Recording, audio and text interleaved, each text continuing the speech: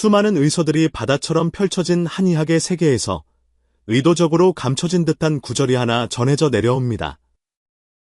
지금까지 그 본질을 아는 이는 드무니 남녀의 만남에는 도가 있어야 하고 정기를 쏟아내매는 법도가 있어야 하며 욕망을 따르되 뼈를 상하게 해서는 안 된다는 것입니다. 욕망을 따르되 잃지 않는 자는 장수할 것이요 절제 없이 방종하는 자는 일찍이 시들 것이라는 이 말은 야광이라 불리는 손사막 선생이 저술한 천금요방의 방중술편에 실려있는 내용입니다. 손사막 선생은 평균 수명이 50여 세에 불과했던 당나라 시대에 100살이 넘도록 장수하셨으며 그 긴 세월 동안 맑은 정신과 건강한 신체를 유지하셨습니다. 놀랍게도 그분이 남기신 방중술은 단순히 남녀 간의 색을 논하는 것이 아니라 침술보다 깊고 탕약보다 은밀한 양생의 법문을 이야기하고 있습니다. 오늘 당신이 이 내용을 마주하게 된 것은 우연이 아닙니다. 이것은 하나의 인연이며 천년을 이어온 양생의 비밀로 들어가는 입구가 될 것입니다. 왜 어떤 사람은 젊은 나이에도 허리가 시큰거리고 불면증에 시달리는 반면 어떤 사람은 이른이 넘어서도 정신이 맑고 기력이 왕성한 것일까요? 현대 과학이 이토록 발달한 오늘날에도 왜 옛사람들이 이해했던 정기신, 즉 정력과 기운과 정신의 깊이를 온전히 대체하지 못하는 것일까요? 이번 내용은 매우 논쟁적이면서도 깊은 지혜를 품고 있는 질문 하나를 풀어보려 합니다. 과연 남녀의 잠자리는 얼마나 자주 가져야 신장을 가장 건강하게 지킬 수 있을까요? 이것은 단순히 호기심을 채우기 위한 이야기가 아니라 당신의 평생을 좌우할 정기와 건강의 핵심 비밀에 관한 것입니다. 본격적인 이야기를 시작하기 전에 손사막 선생의 양생 어록을 하나 전해드리니 깊이 음미해 보시기 바랍니다. 사람의 정기는 신장에 머물러 있으니 움직이면 소모되고 고요하면 생겨난다는 말씀입니다. 이 이야기는 한의학 방중술의 관점에서 어떤 빈도의 잠자리가 진정으로 신장을 상하게 하지 않는 길인지 해석해 드릴 것입니다. 이 글을 읽으시는 인연 깊은 분들은 마음속으로 축복의 한마디를 새겨보십시오. 정기가 충만하여 정신이 맑고 신의 기운이 샘물처럼 솟아나기를 우리 모두가 욕망에 갇히지 않고 오히려 양생의 큰 도를 얻기를 바랍니다. 이번에는 손사막 선생이 왜 그토록 방중양생을 중시했는지 그리고 그가 방중술에 남긴 금기와 지혜가 무엇인지 깊이 탐구해 볼 것입니다. 횟수가 당신의 생각보다 훨씬 더 중요한 이유와 고대의 지혜 속에서 현대인에게 맞는 생활의 리듬을 찾는 법까지 이 모든 것은 이제 막 시작되었을 뿐입니다. 곧 당신은 소위 방중술이라 불리는 것이 단순히 쾌락을 쫓는 일이 아니라 생명을 구하는 중대한 일임을 깨닫게 될 것입니다. 신장을 보양한다는 것이 그저 구기자차를 마시는 일이라고 생각했다면 당신은 진정한 고대의 지혜와는 아직 거리가 먼 것입니다. 한의학의 눈으로 볼 때 신장은 해부학적인 장기 그 이상을 의미합니다. 그것은 선천적인 생명의 근본이며 사람의 성장과 발육, 생식, 그리고 노화와 장수를 주관하는 주인입니다. 황제내경에서는 신장을 일러 강한 힘을 만들어내고 기교가 나오는 곳이라 하였습니다. 이는 단순히 튼튼한 신체를 만드는 근본일 뿐만 아니라 모든 정력과 지혜, 창조력의 원천이라는 뜻입니다. 손사막 선생이 저술한 천금요방에서 방중술을 몸을 다스리는 도의 중요한 부분으로 꼽은 것은 성 그 자체 때문이 아니라 신장 속정기의 유출이 사람의 노화와 질병, 심지어 정신의 붕괴와도 밀접하게 연결되어 있기 때문입니다. 고대 한의학에서는 사람의 생명력을 정, 기, 신이라 불렀는데 그중 으뜸은 정이며 이 정은 신장에 저장됩니다. 움직이면 소모되고 고요하면 채워지는데 성생활은 바로 이 신장의 정기에 가장 직접적인 영향을 미치는 행위입니다. 혹시 하룻밤의 즐거움 뒤에 오히려 정신이 멍하고 숨이 차거나 가슴이 두근거리고 심지어 속이 텅 빈 듯한 허무함을 느낀 적이 있습니까? 그것은 착각이 아니라 신장의 정기가 과도하게 소모되었다는 몸의 신호입니다. 소문 상고천 진론에서는 사람이 40이 되면 음기가 절반으로 줄어들고 일상생활에서 쇠락함이 나타난다고 지적했습니다. 이 말의 이면에는 잔혹한 사실이 숨어 있습니다. 마흔 이후에는 신장의 기운이 내리막길을 걷기 시작하는데 이때 절제할 줄 모른다면 스스로 등불을 끄는 것과 다를 바 없다는 것입니다. 양성연명록에서는 더욱 과감하게 말하기를 방중술의 법도를 얻는 것은 상약보다 낫고 방중술의 도를 잃는 것은 날카로운 칼날과 같다고 했습니다. 왜 옛사람들은 이토록 방중술을 중시했을까요? 그들은 이미 하나의 핵심 비밀을 꿰뚫어 보았기 때문입니다. 성생활의 빈도가 곧 생사의 리듬이라는 사실을 말입니다. 욕망을 좇는 사람은 당장 늙지는 않을지 몰라도 신장의 기운이 고갈되는 순간 마치 모래 위에 지은 집의 기초가 무너지듯 아무리 좋은 보약과 비싼 처방도 소용없게 됩니다. 반대로 정기를 갈무리하여 신장을 기르는 것을 근본으로 삼는 사람은 비록 나이가 들어 촛불처럼 위태로워 보여도 정신만은 맑고 얼굴에는 빛이 납니다. 손사막 선생은 비급청 금요방에서 정기가 내부에 보존되면 사악한 기운이 간섭할 수 없고 몸과 정신이 하나가 되면 100가지 병이 생겨나기 어렵다고 적었습니다. 이것이 바로 한의학 양생관의 핵심 논리입니다. 맞습니다. 신장을 기르는 것이 곧 생명을 기르는 것입니다. 오늘날 우리는 정보가 넘쳐나는 시대의 거대한 흐름 속에 서서 각종 빠른 기술과 조각난 지식들에 포위된 채 살아가고 있습니다. 그러나 정작 가장 소박하고 가장 깊으며 생명의 본질에 가장 가까운 진정한 양생법은 잊고 있습니다. 이것이 바로 손사막 선생이 남긴 가르침이며 성생활을 얼마나 자주 해야 가장 신장에 좋은가 하는 이 오래된 질문 뒤에 숨겨진 진짜 탐구할 가치입니다. 당나라 현종 개원 연간 화려했던 장안의 궁궐 깊은 곳에는 세상에 알려지지 않은 비밀 기록이 하나 숨겨져 있었습니다. 이것은 어떤 정사에도 등장하지 않으며 영락대전에서조차 언급을 피했던 내용입니다. 이 비밀 기록의 이름은 동방백문이라 하며 전설에 따르면 당나라 궁정의 어이였던 두태희가 임종 직전 제자에게 구술하고 기록을 태워버려 밖으로 유출하지 말라고 당부했다고 합니다. 두태희는 누구인가 하면 바로 손사막 선생의 제전 제자로 의술이 궁중에서 으뜸이었으며 특히 내경과 방중술, 섭생의 도에 능통했습니다. 이 동방백문은 황제를 위해 쓴 난해한 글이 아니라 황족의 혈맥이 쇠약해지는 것을 구하기 위한 신장 양생의 책이었습니다. 그의 당 현종이 어전으로 두태희를 불렀을 때 황제의 낯빛은 무거웠습니다. 사랑하는 귀비가 오랫동안 병이 낫지 않고 황제 자신 또한 마음이 불안하고 정력이 부족함을 느끼고 있었기에 두태희에게 이 재앙을 해결할 방법을 물었습니다.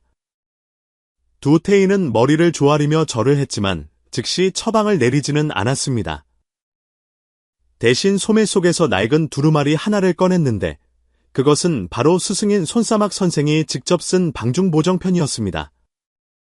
그는 침착한 목소리로 아뢰었습니다. 폐하의 병은 몸 밖에서 온 것이 아니라 신장의 기운이 허약해지고 정과 원기가 손상된 탓이니 방사를 즐기시되 절도를 모르신 까닭입니다. 그 후 당현종은 호흡을 가다듬고 일찍 잠자리에 들며 휴식을 취했고 매일 밤 유흥을 즐기는 대신 격일로 귀비와 잠자리에 들었습니다. 반년이 지나자 귀비의 용모는 다시 아름다워졌고 현종 또한 기력이 100배나 좋아졌습니다. 이 일이 있은 후 당나라 궁궐에는 방중술의 깨달음이 천금의 약보다 낫다는 말이 돌았다고 전해집니다. 이 이야기는 민간으로 전해져 어느 선비에 의해 방중 36기로 각색되어 100년 동안 유포되었습니다. 당신은 이것이 그저 옛날 이야기라고 생각할지 모르지만 그 뒤에 숨겨진 논리는 현대 과학에 의해서도 점차 증명되고 있습니다. 새벽에 일어나는 신장 기운의 징후, 흐릿한 눈빛, 기억력 감퇴, 허리의 시큰거림과 무기력함은 모두 신장의 정기를 돌보지 않은 표현입니다. 손사막 선생이 방중의 절도를 그토록 강조한 이유는 그것이 한계점에 다다라 신장 기운이 손실되면 생명의 배가 가라앉기 시작한다는 신호이기 때문입니다. 절기 사이에 오묘한 이치가 숨어있듯 잠자리 속에는 생사가 달려있으며 동방백문은 비록 100가지 질문에 불과하나 목숨을 담보로 한 진경입니다. 이어지는 이야기에서 우리는 잃어버린 방중 양생의 더 많은 이야기들을 들춰볼 것이며 이는 진실하고도 충격적일 것입니다. 당신은 이 이야기들이 단순히 옛사람들의 것이 아니라 바로 지금 당신의 생활 방식과 관련이 있음을 발견하게 될 것입니다. 스촨성 서쪽의 한 외딴 산골 마을에 50년 넘게 의술을 펼쳐온 이열림이라는 노이사가 있었습니다. 사람들은 그를 임선생이라 불렀습니다.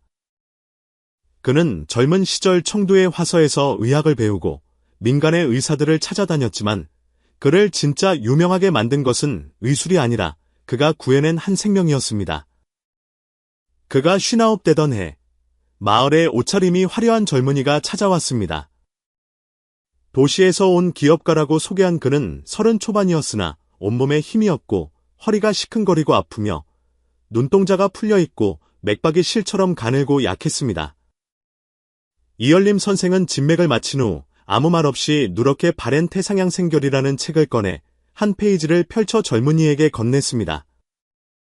그 페이지에는 정기를 감추는 자는 번창하고 욕망을 좇는 자는 망한다는 8글자가 적혀 있었습니다. 젊은이는 멍하니 있다가 쓴웃음을 지으며 의사 선생님, 제가 제멋대로 신장을 상하게 했다는 말씀입니까? 하고 물었습니다. 이열림 선생은 고개를 끄덕이더니 곧이어 덧붙였습니다. 당신은 일반적인 상처가 아니라 생명의 문인 명문에 불이 꺼지려 하고 신장의 전기가 다 타버린 등불과 같으니 지금 깨닫지 못하면 석 달 후에는 숯이 꺼지듯 죽게 될 것입니다. 그날 밤 젊은이는 읍내 여관으로 돌아가지 않고 임 선생의 집에서 하룻밤을 머물렀습니다. 다음 날 이열림 선생은 그에게 고대의 신장 양생술을 전수했는데 호흡을 조절하는 토나법과 신장을 문지르는 마사지법, 그리고 가장 중요한 방사 절율표가 포함되어 있었습니다. 그것은 황실의 비결에서 간소한 성생활 시간표였습니다.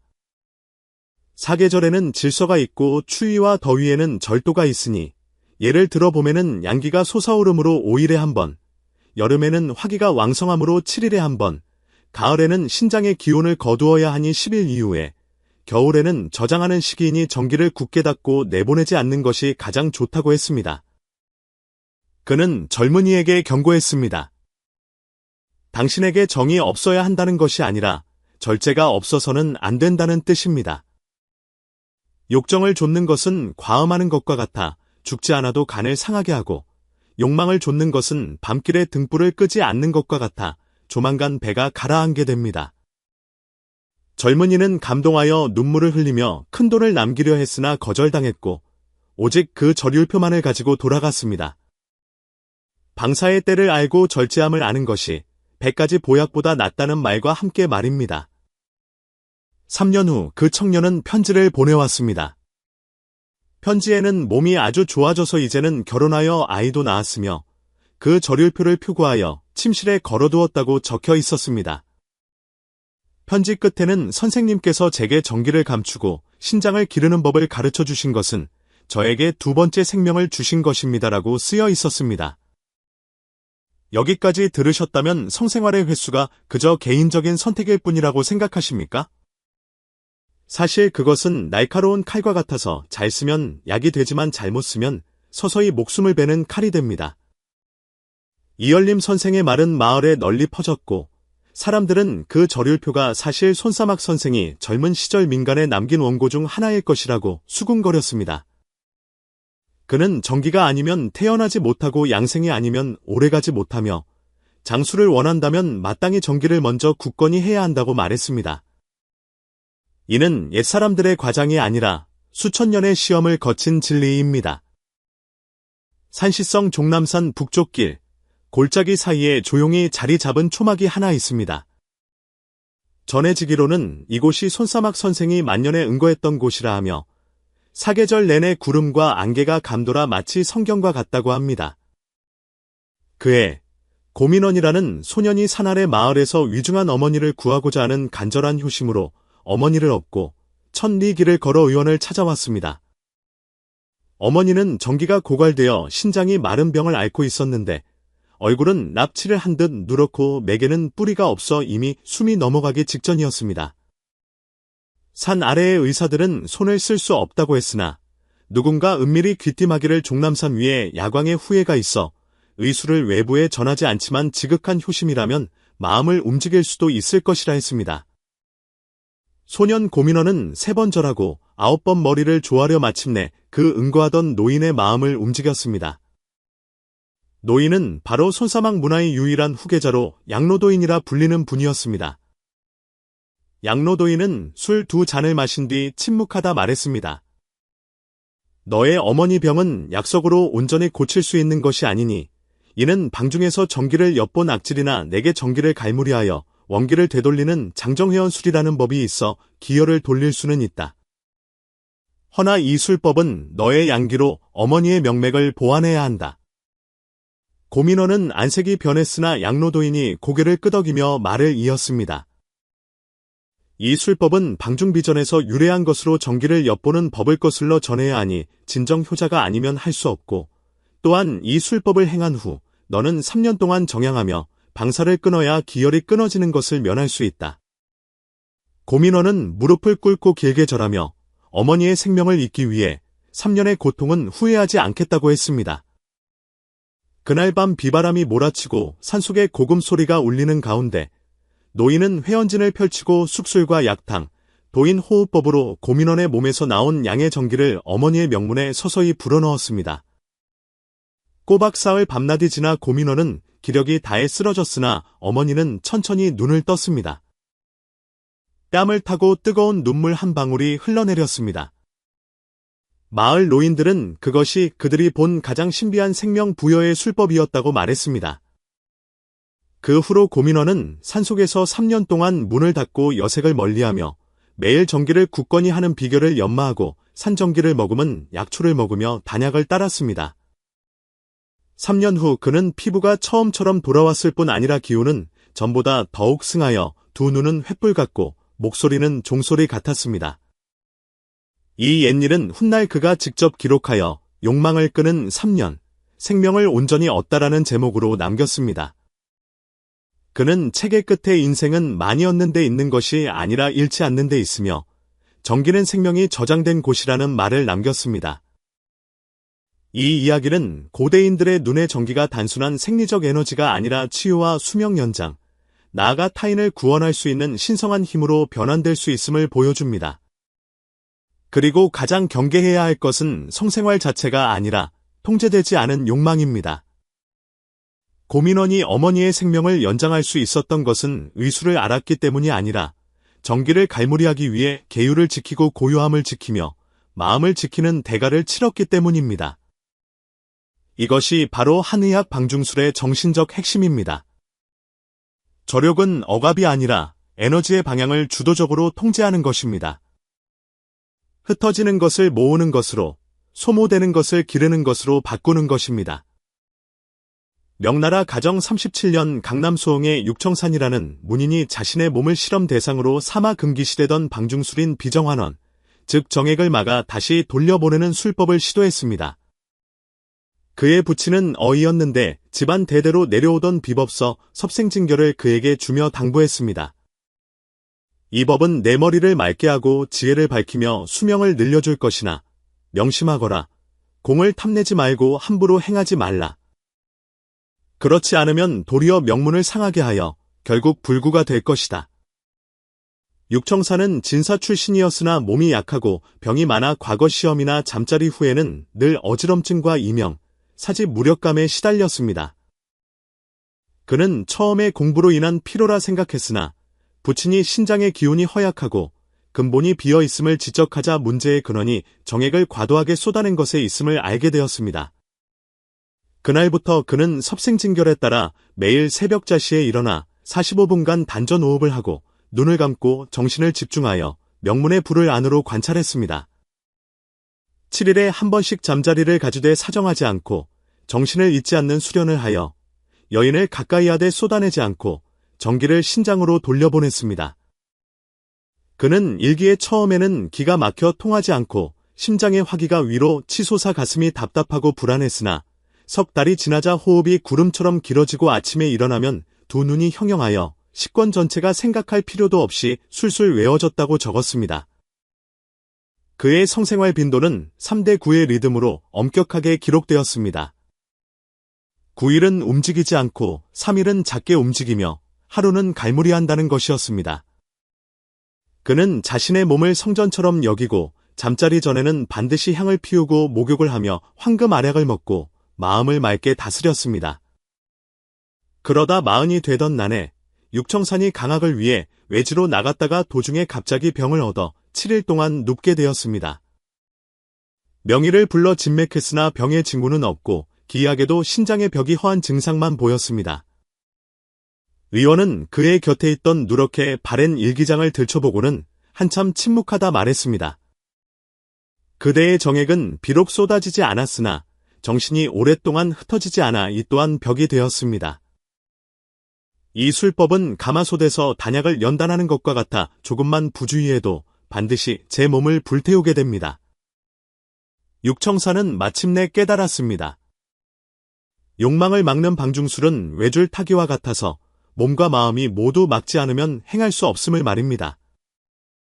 그는 일기 마지막 장의 욕망을 막는 것은 욕망을 끊는 것이 아니요 정기를 기르는 것은 정기를 쌓아두기만 하는 것이 아니며 가장 어려운 것은 마음을 물처럼 지켜 욕망에 흔들리지 않아야 비로소 길러진다는 말을 남겼습니다. 그는 결국 정기를 쌓아 돌리는 환원수를 포기하고 자연스러운 방식으로 조절하는 것을 선택했습니다. 마음이 고요해지면 따르고 매월 2차례 잠자리를 가지며 양생약선을 곁들였더니 정기가 안정되고 몸 또한 천천히 회복되었습니다. 이 육청산의 일기는 지금도 강남의 모처에 소장되어 있지만 그 정수는 이미 수많은 후대 사람들에게 영향을 미쳤습니다. 많은 이들이 욕망을 막는 것이 억압이고 방중술이 곧 금욕이라 생각하지만 사실은 그렇지 않습니다. 진정한 멈춤은 투명한 지혜이며 자연에 순응할 줄 알고 자신의 상태를 볼 줄 알며 감추고 쓰는 법을 아는 것이 더 큰 힘이 된다는 것입니다. 이것이 바로 한의학 양생 지도의 정수, 순천응인입니다. 2018년 베이징 동성구의 한 한의원의 겉보기에는 갓 30을 넘긴 듯한 남자가 찾아왔습니다.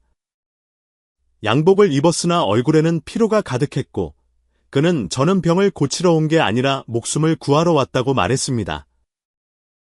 그를 진료한 이는 언론 인터뷰를 일절하지 않는다는 노의사 임복생이었습니다. 임복생은 70이 넘은 나이로 손사막 선생의 63대 전인이라 전해지며 조상대대로 청금요방과 양성연명록에 정통했다고 합니다. 그는 30살 때부터 명예나 이익을 쫓지 않고 오직 한 줄기 맑은 정기를 지키며 살겠다고 맹세했습니다.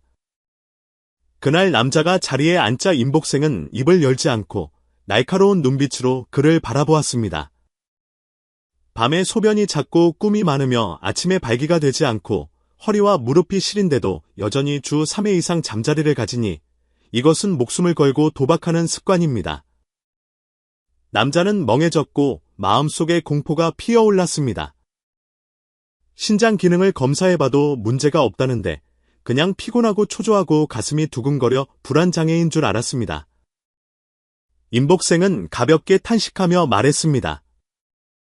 당신의 병은 신비정환이라 하여 현대 의료기기로는 나오지 않으나 고서에는 일찍이 기록된 병입니다. 이것은 병이 되기 전의 전조 증상으로 지금 멈추지 않으면 3년 후 당신은 정기가 마를 뿐 아니라 의지마저 흩어질 것입니다. 그는 개인 맞춤형 제안서를 써주었는데 제목에는 세정여보 장신여명, 즉 정기를 보물처럼 아끼고 정신을 목숨처럼 감추라는 8글자가 적혀 있었습니다. 첫 페이지에는 약방문이 아니라 오행과 절율이 적혀 있었습니다. 봄에는 간을 기르고 여름에는 심장을, 가을에는 폐를, 겨울에는 신장을 기르며 각 계절에 맞는 성생활 빈도와 금기가 있었습니다. 두 번째 페이지에는 현대적인 절율표가 나열되어 있었는데 특별히 성생활 빈도와 금기를 강조했습니다. 세 번째 페이지에는 20대에서 30대는 5에서 7일에 한 번이 적당하며 정력이 넘치는 나이지만 욕망을 절제하지 않으면 안 되고 30대에서 40대는 7에서 10일에 한 번을 권장하며 이 나이에는 신장 기운이 약해지니 신장을 돕는 음식을 곁들여야 하고 40대에서 50대는 10에서 15일에 한 번이 좋다고 했습니다. 이 시기에는 정신조양에 주의하고 욕심을 줄이는 것이 우선이며 50세 이상은 정력에 따라 정화대 고요함과 저장을 위주로 하여 평범함이 아닌 조화를 구해야 한다고 했습니다. 세 번째 페이지에 그는 옛뜻이 담긴 결론을 적었습니다. 신장은 선천의 근본이요 정기는 생명의 뿌리니 한 푼의 정기를 쏟으면 세 푼의 기운을 잃는다. 양생의 도는 금욕에 있지 않고 절도 있게 때를 맞추며 성품을 따르고 정신을 감추는 데 있다. 남자는 이 제안서를 받아들고 손을 미세하게 떨었습니다.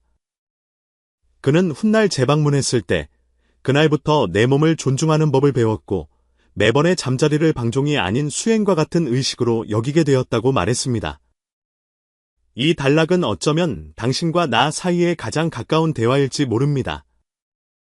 당신도 기진맥진한데 억지로 웃음을 지었던 밤이 있지 않았습니까?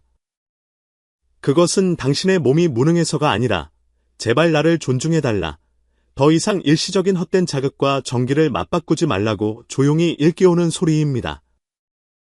이 장은 끝이 아니라 정기와 신장, 그리고 운명에 관한 진정한 시작입니다. 한의학의 세계에서 신장은 단순한 생리적 기관이 아니라 생명의 근본이자 활력의 핵심, 정신의 원천을 상징합니다. 많은 사람이 성생활 빈도를 개인의 선택이라 생각하지만 진정한 양생 체계에서는 결코 그렇게 간단하지 않습니다. 첫째, 정이란 무엇이며 왜 함부로 쓰면 안 되는가? 황제내경의 이르길 신장은 정을 저장하고 정은 기로 변하며 기는 신으로 변한다고 했습니다. 정은 신장의 근본이며 정이 기가 되고 기가 다시 정신을 낳습니다. 즉, 정은 모든 생명 활동의 원동력이며 당신의 일거수일투족, 생각 하나하나가 모두 정을 소모하는 일입니다. 특히 방사에서 정을 쏟는 것은 주동적으로 대량을 방출하는 것이라 단순히 조금 배출하는 것이 아니라 막대한 원기가 빠져나가는 것입니다. 방사 후에 허리가 시리고 몸이 나른하며 손발이 차고 기분이 가라앉으며 집중이 안 되는 것은 노느라 지친 것이 아니라 원기가 시들어가는 것입니다. 둘째, 왜 성생활의 빈도는 횟수가 아니라 리듬인가? 손사막 선생은 비급청 금요방에서 방중의 도를 모르는 자는 양생을 논할 자격이 없다고 했습니다. 진정한 방중술은 시간과 상황, 정신, 이 세 가지가 하나 되는 것을 말합니다. 욕망이 있다고 해서 잠자리를 갖는 것도 아니고 표에 맞춰 정해진 시간에 하는 것이 좋은 것도 아니라 때와 일과 몸의 상태에 순응하는 것입니다. 예를 들어보면은 양기가 솟아나고 간과 나무의 기운이 생동하니 깊은 물과 같은 신장의 기운을 굳건히 하여 쉽게 쏟아내지 말아야 합니다. 여름에는 불의 기운이 왕성하여 심장이 정신을 주관하니 욕망을 조차불을 일으키면 신장을 억누르고 정기를 소모하게 되므로 정기를 거두어야 합니다. 가을에는 폐가 기운을 주관하니 쏟아낼 수 있으나 수렴하는 법과 조화를 이루어야 합니다. 겨울에는 물의 기운이 저장되고 신장이 주인이 되니 이때 정액을 쏟는 것을 가장 꺼려야 하며 그렇지 않으면 장기를 상하게 합니다. 인체의 내재적 리듬 또한 명확한 양생의 지침입니다. 청년기는 신장의 정기가 충만하나 절제하지 않으면 조로하기 쉽습니다. 중년기는 신장 정기가 느려지니 정양을 위주로 해야 합니다. 노년기는 신장 정기가 갈물이 되는 시기이니 잠자리는 쾌락보다는 정서적 화합으로 전환해야 합니다. 셋째, 현대인이 가장 자주 범하는 오해는 빈번한 것이 곧 능력이 강한 것이라 여기는 것입니다. 너무나 많은 사람이 잘못된 관념을 주입받았습니다. 성생활이 많으면 몸이 좋은 것이고 젊으면 매일 해도 된다고 생각하지만 한의학에서는 과도한 욕망을 만성자살로 봅니다. 옛사람들은 20살은 기혈이 막 시작되니 5일에 한 번, 30살은 7일에 한 번, 40살은 10일을 법도로 삼고 50살 이상은 예에 따라 행하되 억지로 구하지 말라 했습니다. 젊어서 자주 할 수 있을지는 몰라도 그것이 절제하지 않아도 된다는 이유는 아닙니다. 오히려 자산이 있을 때 미래를 위해 저축해야 하는 황금기입니다. 부자라고 해서 돈을 함부로 써도 되는 것이 아닌 것과 같습니다. 건강한 사람일수록 절도를 통해 장수를 얻어야 합니다. 넷째, 정액 한 방울은 피 10방울과 같다는 말은 전설이 아니라 한의학이 관찰한 생명의 암호입니다. 정액이 형성되기 위해 얼마나 많은 시스템이 협력해야 하는지 아십니까?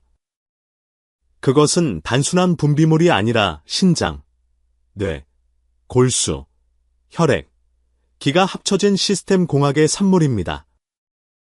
한의학에서는 이를 신장 전기가 변화한 것이라 부릅니다. 과도한 방사 후에 머리가 어지럽고 허리와 무릎이 시리며 입이 마르고 눈이 뻑뻑하고 기억력이 감퇴하는 것은 우연이 아닙니다. 몸이 이제 더 이상 버틸 수 없다고, 성생활의 가치를 다시 이해해야 한다고 말하는 것입니다. 그것은 배설도 과시도 아니며 정, 기, 신의 대규모 이동입니다. 빈도가 높을수록 건강한 것이 아니라 오히려 원기 대손상의 임계점에 다가가는 것일 수 있습니다. 40에도 여전히 정신이 맑고 50 이후에도 사업에서 다시 전성기를 맞이하며 노년에도 손자를 돌보고 시와 그림을 그릴 기력을 원한다면 지금 성생활 빈도를 조절하는 것부터 시작해야 합니다. 절제가 욕망에 대한 억압이나 쾌락에 대한 타협, 참느라 괴로운 어쩔 수 없는 선택이라 생각할 수도 있습니다. 하지만 진정한 양생 철학에서 절제라는 두 글자는 결코 금욕의 쓴맛을 담고 있지 않습니다. 그것은 운명을 장악하는 열쇠이며 최고의 능동성이자 자신의 몸을 다스리는 힘입니다. 첫째, 손사막 선생은 왜 반복해서 방중의 도를 절제하라고 강조했을까요? 천금요방 방중편에서 그는 성생활을 금지하지 않았으며 심지어 남녀의 교합은 천지의 도에 부합한다고 인정했습니다. 그러나 그는 욕망을 절제하지 않고 쏟아내면 신장의 기운이 날로 줄어들어 온갖 병이 생긴다는 말을 남겼습니다. 이것은 종교적 권계나 도덕적 비난이 아니라 100살 넘게 산 의사가 생명 메커니즘을 가장 깊이 통찰한 결과입니다. 사랑하지 말라는 것이 아니라 진정으로 자신을 아끼는 법을 알라는 것입니다. 둘째, 절제는 에너지가 밖으로 새지 않게 하는 내부 수련법입니다.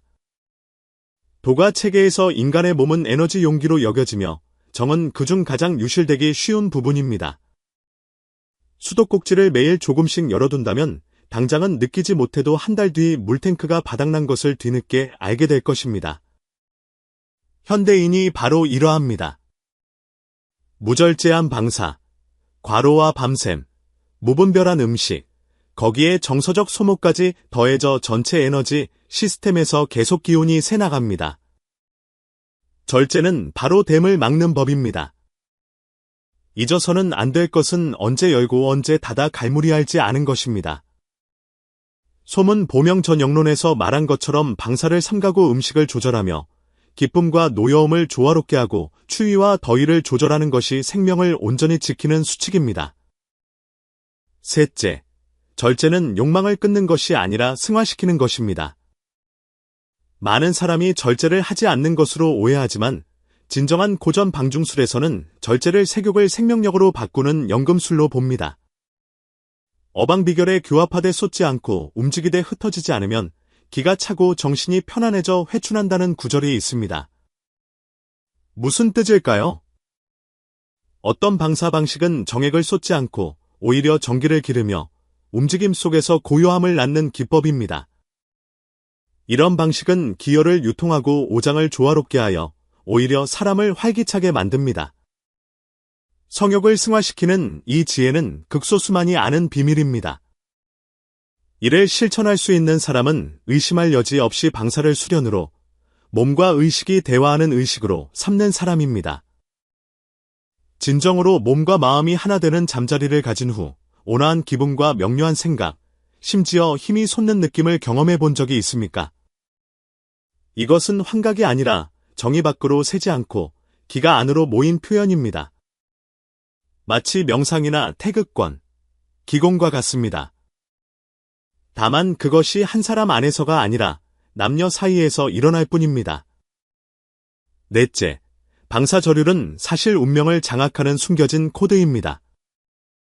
손사막의 절율과는 단순히 며칠에 한 번 하는 문제가 아니라 천인상응의 논리 위에 세워져 있습니다. 해에는 아침과 저녁이 있고 달에는 차고 기움이 있으며 사람에게는 소주청과 대순환이 있고 음양에는 성세가, 정욕에는 승강이 있습니다. 리듬은 당신과 우주 에너지를 맞추는 주파수입니다. 천지의 리듬과 동기화되는 것을 잃으면 흐르는 물을 거슬러 노젓는 사람처럼 노력할수록 건강에서 멀어집니다. 손사막 선생은 양생을 잘하는 자는 음양의 소장과 추위와 더위의 물러감, 움직임과 고요함의 규칙을 따른다고 했습니다. 성생활의 빈도는 상대방을 기쁘게 하는 지표가 아니라 자신의 에너지를 지키는 생사의 스위치입니다. 다섯째, 절제의 기저 논리는 생명의 여지를 남기는 것입니다. 노자 도덕경 9장에 지니고 있으면서 채우려 하는 것은 그만두느니만 못하고 두드려서 날카롭게 하면 오래 보존할 수 없다고 했습니다. 사람의 일도 생명의 운영도 마찬가지입니다. 많은 사람이 얼마나 자주 해야 가장 신장에 좋은지 묻습니다. 이것은 고정된 숫자로 답할 문제가 아니라 욕망이 불타오르기 전에 주동적으로 한 걸음 물러나 전기를 체내에 머물게 하고 생명이 완충되도록 하여 텅 비지 않게 할 줄 아는가에 달려 있습니다. 절제하는 사람은 겉으로는 참는 듯하나 실은 주저하는 것이며 욕망이 적어 보이나 실은 거대한 힘을 깊이 감추고 있는 것입니다. 이것이 진정한 신장이 생사의 근본이라는 논리입니다. 이것은 또한 손사막 선생이 후세에 남긴 가장 귀한 권리, 즉 자신의 운명을 선택하고 장악할 권리입니다. 신장 양생을 논할 때 결코 남성의 차원에만 머물러서는 안 됩니다.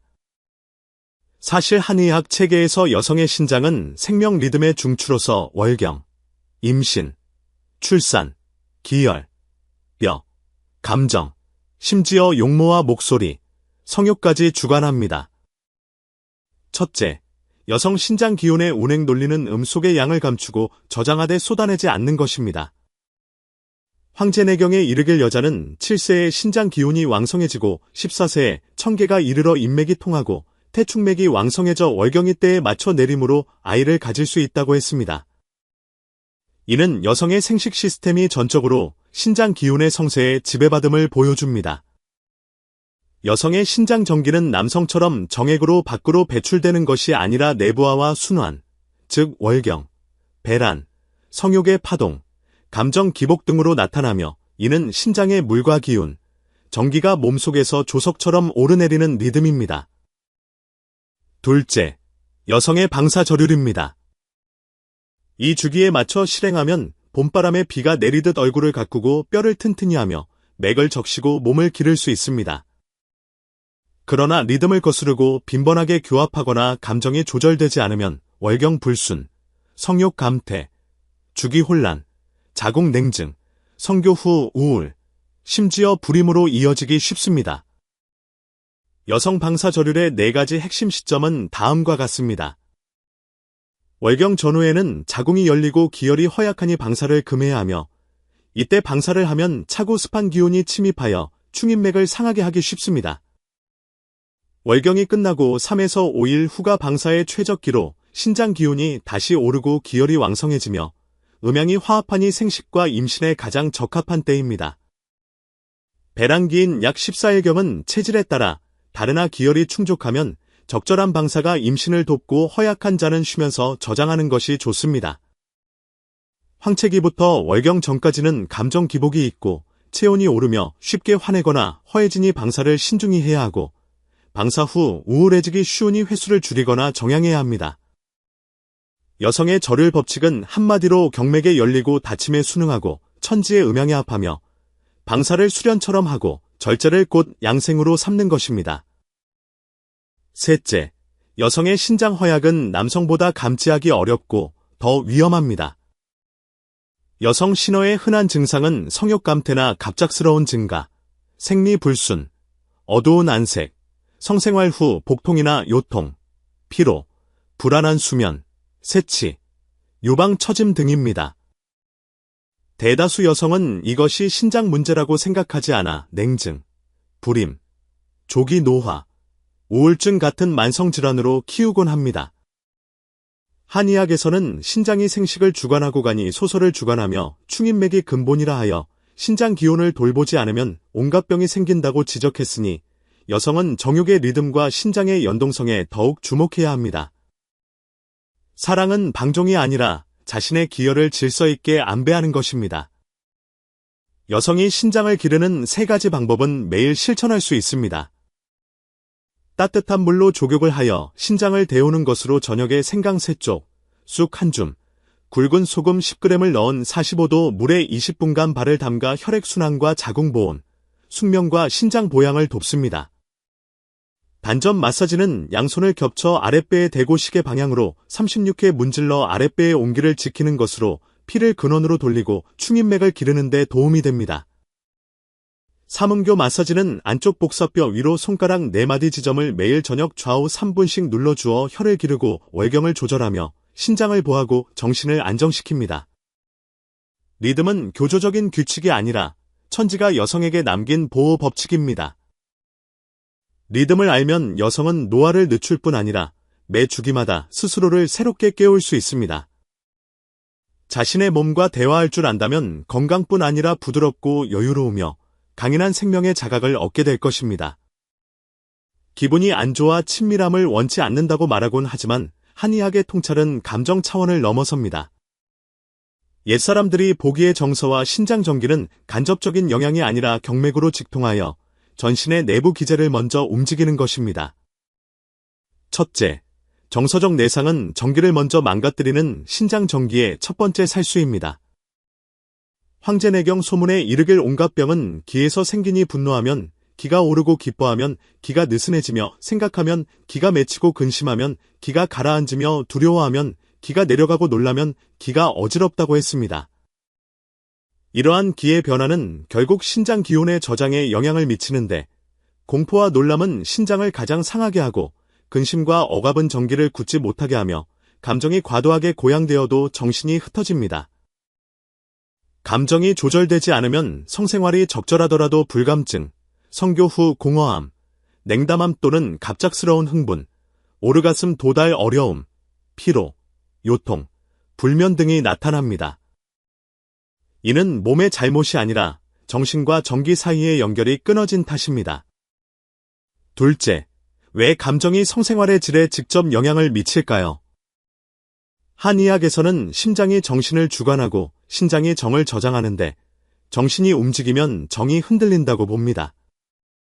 즉, 심신이 불안하고 혼란스럽거나 초조하면 전기는 싸우기도 전에 소모되어 몸 상태가 좋아도 조루나 발기부전, 집중력 저하, 성교 후 깊은 공허함과 정서 붕괴가 나타납니다. 이것이 현대인이 겪는 성적 권태의 원인이 생리적 문제가 아니라 정신과 감정의 과도한 소모로 인한 불일침을 설명해 줍니다. 현대 신경학 연구도 이를 뒷받침합니다. 장기적인 고압, 불안, 정서 불안정 상태는 시상하분해와 수체성선 축의 기능 장애를 일으켜 성욕과 성능력에 영향을 주고 성기능 장애를 유발합니다. 한의학은 이를 마음이 고요하면 정이 저장되고 정신이 어지러우면 정이 날아간다는 시적인 표현으로 이미 알고 있었습니다. 셋째, 어떻게 감정을 조화시켜 진정으로 신장을 기르고 전기를 상하지 않게 할 것인가? 방사 전에는 마음을 고요히 하여 분노나 억압 없이 친밀함으로 들어가야 하며 3분간 눈을 감고 호흡하며 정신을 단전으로 돌립니다. 성교 중에는 몸을 지키고 의식을 밖으로 흩트리지 않으며 마음 가는 대로 움직여 감각에 집중하되 결과를 쫓지 않습니다. 남녀 모두 통제하려는 마음을 내려놓고 흐름을 따라야 합니다. 성교 후에는 기를 되돌려야 하니 끝나자마자 잠들지 말고 1에서 3분간 눈을 감고 정자하거나 손으로 명문을 따뜻하게 하여 전기가 근원으로 돌아오게 돕습니다. 특히 감정이 극도로 불안하거나 슬픔, 분노, 불안이 있을 때는 방사를 멈추는 것이 좋습니다. 이는 상대를 존중하는 것일 뿐 아니라 자신의 신장 전기를 보호하는 길입니다. 감정은 보이지 않는 전기의 배출구입니다. 감정을 다스리는 것이 신장을 기르는 첫 번째 관문입니다. 내면의 폭풍을 관리할 줄 알아야 체내의 맑은 전기를 지킬 수 있습니다. 정신을 감추어 고요하게 하고 전기를 쏟지 않으며 감정은 산처럼 안정되고 신의 기운은 샘물 같다는 말을 기억하십시오. 우리는 흔히 잠자리 후에 원기가 크게 상한다는 말을 듣습니다. 한의학 고서에는 이에 대해 교합 후 원정이 밖으로 새고 신기도 따라 흩어지니 이때 조양하지 않으면 가볍게는 피로하고 무거우면 신장이 허해지고 의지가 흩어진다고 정확히 묘사했습니다. 그러나 옛사람들은 일 끝난 뒤 시체처럼 누워있으라고 하지 않았습니다.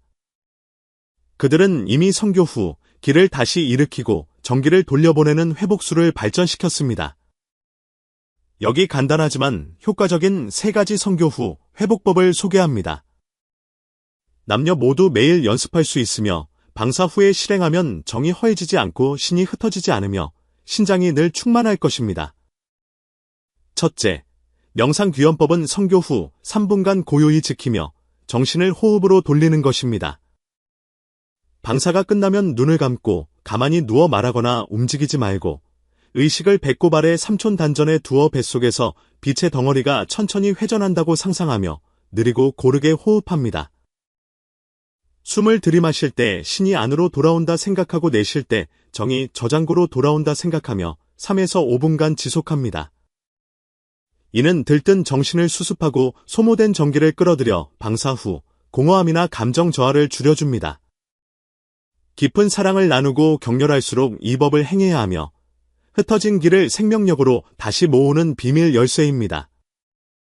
둘째, 내련 고정공은 움직임과 고요함을 결합하여 움직임으로 보양하는 도가 고정술에서 유래했습니다.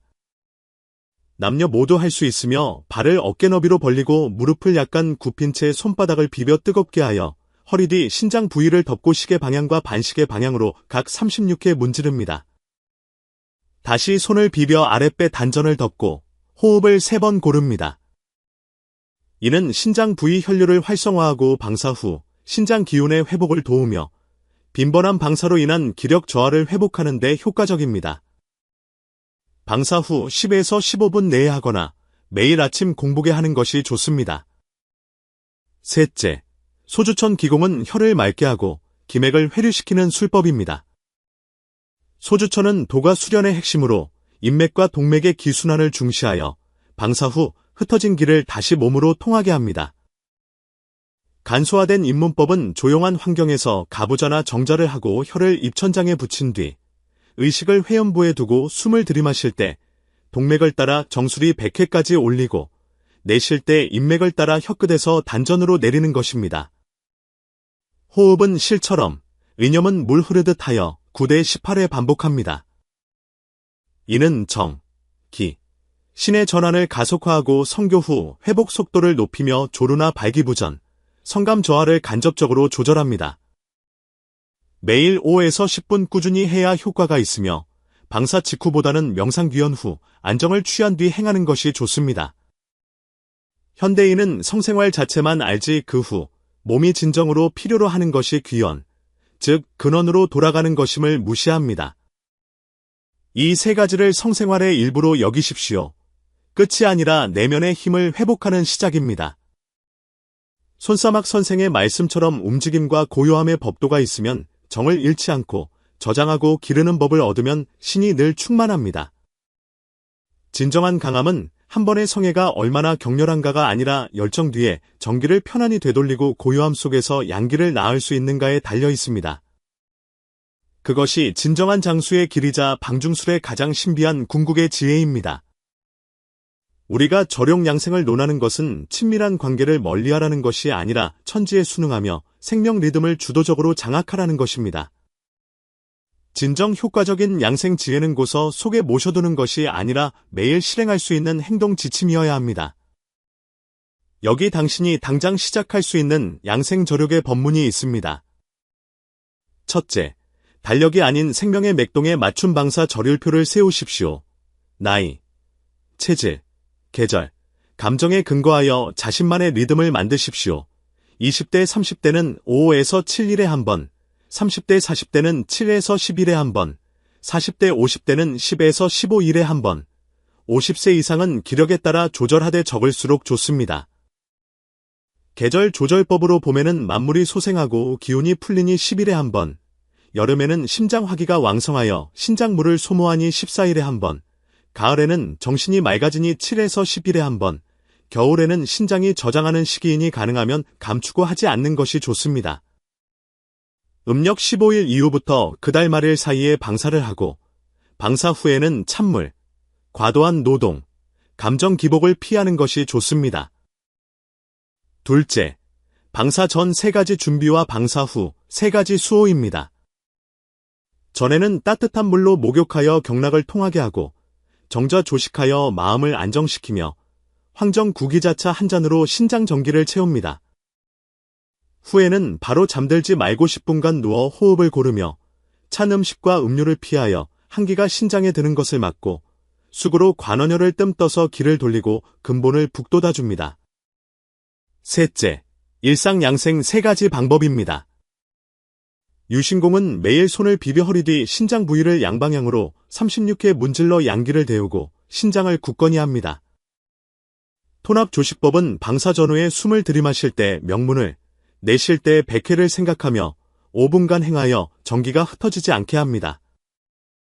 흑임자 마 죽은 흑임자, 마, 구기자, 연자 등을 넣어 주 3회 먹으면 신장 음기를 보하고 전기를 채우니 방사 후 기운 회복에 특히 좋습니다. 넷째, 5대 양생 오해를 피하십시오. 젊은이 신장을 안 길러도 된다는 생각은 신장 전기를 일찍 고갈시켜 노화를 앞당깁니다. 사정해도 괜찮다는 생각은 한 번의 방사가 당신 상상보다 큰 손실임을 모르는 것입니다. 빈번할수록 강하다는 생각은 전기가 부족한데 억지로 힘을 쓰면 오히려 상처가 됨을 모르는 것입니다. 보약만 먹으면 된다는 생각은 신장 기운은 길러야지 무조건 채워 넣기만 해서는 안 됨을 간과한 것입니다. 절제가 곧 금욕이라는 생각은 절제가 억압이 아닌 존중임을 모르는 것입니다. 다섯째, 당신의 새로운 생활 양식은 감추되 닿지 않고 움직이되 절도가 있는 것입니다. 욕망을 끊는 것이 아니라 리듬을 장악하는 주인이 되는 법을 배워야 합니다. 사랑하되 탐닉하지 않고 친밀하되 방종하지 않으며 풀어놓되 언제 걷어들일지 않은 것, 이것은 억압이 아니라 생명의 주권을 갖는 것입니다. 성생활을 얼마나 자주 해야 가장 신장에 좋은가 하는 질문의 진짜 답은 차가운 숫자가 아니라 당신의 호흡, 당신의 리듬, 당신의 선택, 그리고 아침에 일어났을 때의 상쾌함 혹은 멍함 속에 숨어 있습니다. 옛사람들은 행위가 부족한 자는 기로써 따뜻하게 하고 정이 부족한 자는 절제로써 보호한다고 했습니다. 이 절제는 인위적인 제한이 아니라 천지자연의 지혜로운 작동 방식입니다. 절제를 알면 세욕에 끌려다니지 않고 일시적 쾌락을 위해 평생의 허약함을 맞바꾸지 않게 됩니다. 감출 줄 알면 진정한 정력은 빈번한 방종이 아니라 매번의 절제 속에서 솟아나는 더 긴 힘임을 알게 될 것입니다. 이번 시간 우리는 손사막의 야광 비록부터 두태희의 궁중비사, 고민원의 효심, 육청산의 반성, 현대 임복생의 사례까지 천년을 가로질러 당신에게 전했습니다. 이 모든 것은 절제가 잃는 것이 아니라 다른 방식으로 에너지를 자기 손에 쥐는 것임을 말해줍니다. 이제 당신도 선택할 수 있습니다. 무절제한 방종으로 전기를 탕진하고 늙어서 후회할 것인가? 아니면 오늘부터 생명의 리듬을 정하여 방사로부터 신장을 기르고 전기를 감추어 생명을 기를 것인가? 이것은 자기 극복이 아니라 근원적인 각성입니다. 여기까지 읽으셨다면 댓글로 전기를 감추어 신장을 기르고 본원을 지켜 이 생을 헛되이 하지 않겠다는 다짐을 남겨주십시오. 가장 깊은 깨달음이나 마음에 와닿은 한 문장을 나누어 주셔도 좋습니다. 우리 모두 인연이 다 절제로 자유를 얻고 전기를 갈무리하여 생명의 불꽃을 이어가기를 바랍니다. 시청해 주셔서 감사합니다.